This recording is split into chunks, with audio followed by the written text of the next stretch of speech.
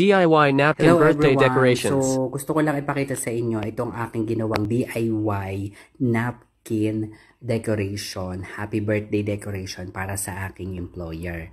So, iyan ay napkin lang noong last year pa. Kasi biglaan kasi yung celebration na nangyari kanina.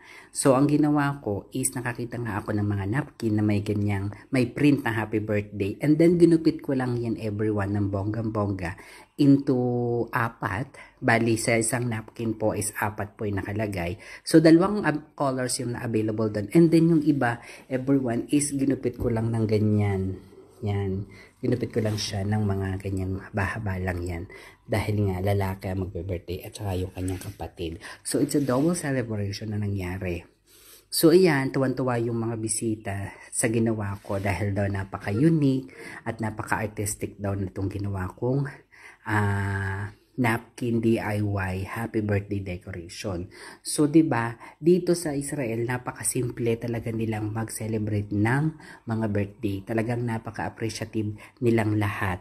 Sa mga maliit na bagay na ginawa mo, talaga namang sila ay palagi nagpapasalamat. Hindi sila nakakalimot magpasalamat. Mababait po ang mga Jewish. So, ayan, I'm so thankful sa aking employer at sa kanyang family, everyone. So, yun lang everyone. I hope na